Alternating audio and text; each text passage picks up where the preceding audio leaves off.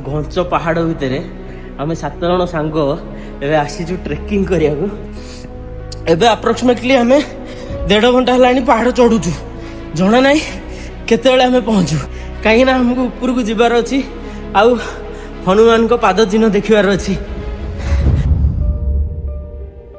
ओडिशार हृदय भितर थिबा एमिति एक स्थान जार पहाड़ पर्वत निज भितर अनेक अजଣା कहानी साउंटी रखिछि। एहा हेउछि नयागढ़। घन जंगल पारंपरिक खाद्य और ओडिशार सुंदर संस्कृति रे परिपूर्ण एही जिल्ला एवं एठार छेनापोड़र मिठा बास्ना आपणक यात्रा को आहुरी स्मरणीय करदेव।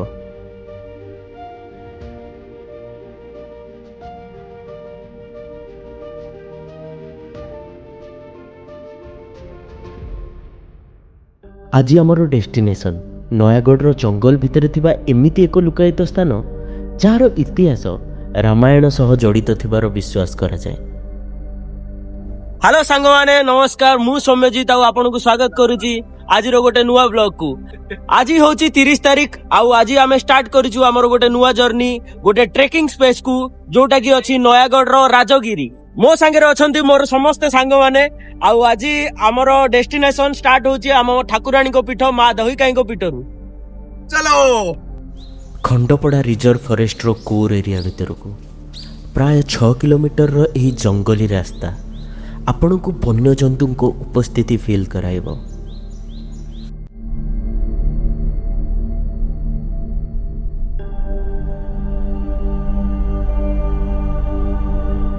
एही जंगल रे साइलेंस ही सबुठु बड़ संगीत। एही अंका बंका जंगली रास्ता आपणक भितर एक सिंहरण खेलाई देव। एठू आरंभ हेउची प्रकृति सह एक नियारा भेटघाट। यह कौन सी नॉर्मल ऑफरोडिंग नुहे, यह हेउची प्रकृति सह एक वार। किंतु ए रिस्क ही राजगिरी ट्रेकिंग रो रियल थ्रिल।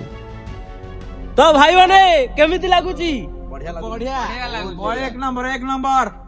आउ ए जो राइडिंग रे आमर तो छोट छोट गाड़ी आम आनिक आसीचे किंतु जो गाड़ी चढ़ेबार एक्सपीरियंस ता तुम मानु केमिति लागुची मते टिके कुह। एटी छोट गाड़ी ही चढ़ी पारे, बड़ गाड़ी एटी काम न। बड़ गाड़ी नो बाइक तो दरकार ना भाई भलो भाई। आ ये स्कूटी आनिक आम आसी चढ़ी काम न। तो सांग माने जदी आपण आसुछंदी ए जागा को तो ट्राई करिए गोटे रैली बाइक नहले किछि गोटे भलो बाइक आनिक आसिया को आ गाड़ी रे सब बेले तेल फुल करी रखिए आ मोबाइल रे चार्ज फुल करी रखिए। जदी आपण रास्ता रे कोठी रही गले एठी आपण को किछि भी सहायता मिलियोनी। तो सांग माने हमरो ट्रिप एबे स्टार्ट हे गला आ ट्रेकिंग आमे सांग माने समस्त ट्रेकिंग करिया स्टार्ट हे गलो। बहुत जंगल रास्ता आपण माने जदी भी आसीबे तो ट्राए करिवे टिके सेफली आसिया कहीं ना एटा बहुत निगंज जंगल भितर अछि नयागढ़ रे अछि किंतु बहुत निगंज जंगल रे अछि। तो ट्राए करिवे आपण माने जल्दी आसिया को आउ सबु बेले ट्राए करिवे संगे रे सब सेफ्टी इक्विपमेंट आनी के आसिया पई। तो आमे एबे ट्रैकिंग स्टार्ट करूछु राजगिरी रे ऊपर रे थिबा महावीर को पीठ को। एठू आरंभ हेउछि हमर प्रकृत परीक्षा। 3 किलोमीटर एक कष्टकर ट्रेकिंग, ना पाहाच ना पाट, केवल सुखिला झरणार एक अंका बंका पथ आउ आगु बढ़िबार एक्साइटमेंट। तो सांग माने एबे 20% रास्ता कंप्लीट हैला, आहुरी अछि 80% ऊपर को जीवा पई। देखा जाऊ रास्ता केमती होउछि।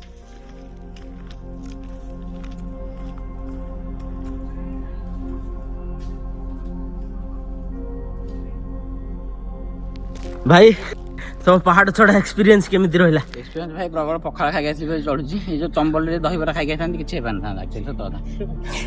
मु से मानु कहि देथिली आमे दही बरा रास्ता रे खाइ दवा काई ना हमको जल्दी जियार अछि किंतु से माने केते जण लुचि की हमर पखाळ पागटा बाडी देकी आछंदी। जा हो से मानकर पेट्रोल टा भलो काम दोछि। हां से बसु बसु।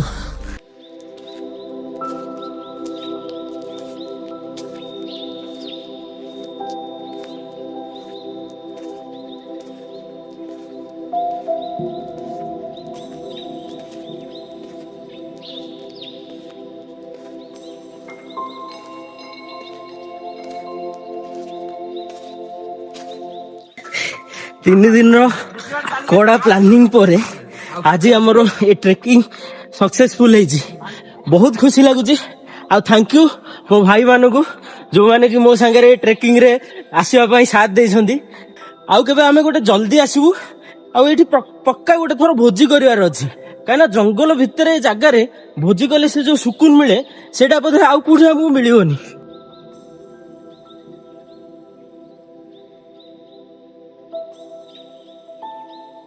ଆମ ଟ୍ରେକିଂ ର ଲାଷ୍ଟରେ ଯେତେବେଳେ ସେ ପାହାଡଟା ପଡିବ, ଗୋଟେ ପାହାଡ ଚଢିବାର ଅଛି, ଗୋଟେ ଛୋଟ ପାହାଡ ଆମକୁ ଚଢିବାର ଅଛି।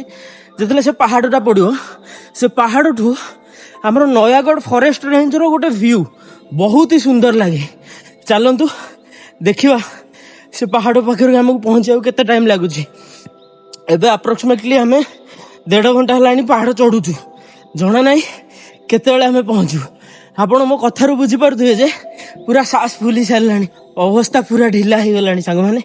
ବଟ୍ ସାଙ୍ଗମାନଙ୍କ ସାଙ୍ଗରେ ଆସିଛି, ସେଇଥିପାଇଁ ଏନର୍ଜି ଅଛି ଉପରକୁ ଯିବା ପାଇଁ।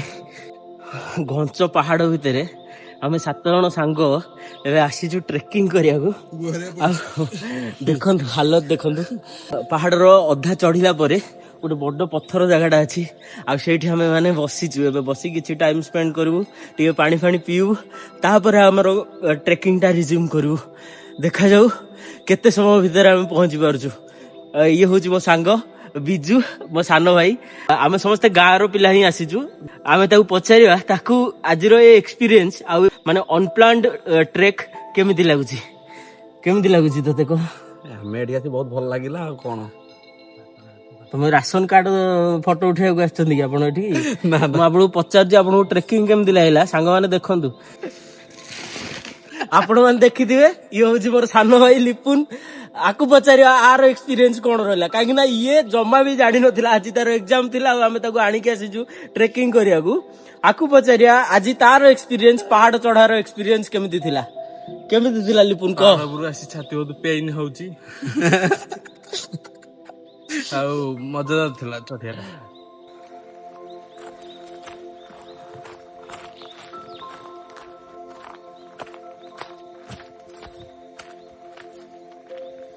ଶେଷରେ ଆମେ ପହଞ୍ଚିଲୁ ରାଜଗିରିର ଶୀର୍ଷରେ, ଯେଉଁଠି ରହିଛି ଏକ ଗଭୀର ଆଧ୍ୟାତ୍ମିକ ବିଶ୍ୱାସ।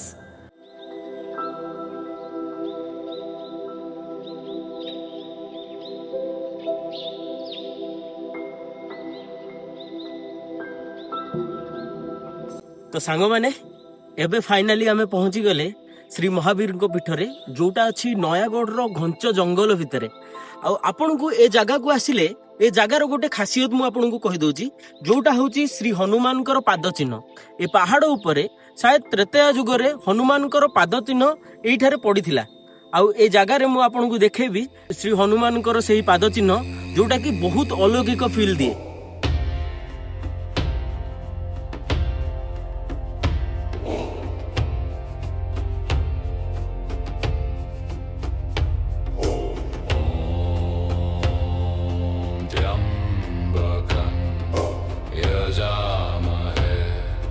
सुगन्धिं पुष्टिवर्धनम् उर्वारुकम्। ଲୋକକଥା ଅନୁଯାୟୀ ଏହା ହେଉଛି ପ୍ରଭୁ ଶ୍ରୀ ହନୁମାନଙ୍କର ସେହି ରହସ୍ୟମୟ ପାଦଚିହ୍ନ, ଯେତେବେଳେ ସେ ଲଙ୍କା ଅଭିମୁଖେ ଯାତ୍ରା କରିଥିଲେ। ବେଳେବେଳେ ପ୍ରକୃତି ଭିତରେ ଥିବା କିଛି ଜିନିଷ ଲୋକଲୋଚନକୁ ଏତେ ସହଜରେ ଆସିପାରେନି, ଯେମିତିକି ଏଇ ଜାଗା। ଏ ଜାଗାରେ ଆପଣ ଯେତେବେଳେ ଆସିବେ, ଆପଣଙ୍କୁ ଗୋଟେ ସୁନ୍ଦର ଅନୁଭୂତି ଆପଣଙ୍କ ସାଙ୍ଗରେ ହିଁ ଯିବ। ବହୁତ କଷ୍ଟ ହୁଏ ପାହାଡ଼ ଉପରକୁ ଚଢ଼ିକି ଏ ସୁନ୍ଦର ଜାଗା ଦେଖିବା ପାଇଁ, କିନ୍ତୁ ଯେତେବେଳେ ଆପଣ ଦେଖିବେ, ଦେଖିଲା ପରେ ଯୋଉ ଆତ୍ମୀୟ ତୃପ୍ତି ଆପଣଙ୍କୁ ସବୁବେଳେ ମନ୍ତ୍ରମୁଗ୍ଧ କରିଦେବ। ରାଜଗିରି ଆମକୁ ଶିଖାଏ ପ୍ରକୃତି କେତେ ରୋମାଞ୍ଚକର। ଏହା କେବଳ ଏକ ପର୍ଯ୍ୟଟନ ସ୍ଥଳ ନୁହେଁ, ଏହା ହେଉଛି ପ୍ରକୃତି ଏବଂ ବିଶ୍ୱାସର ଏକ ନିଆରା ସ୍ଥାନ।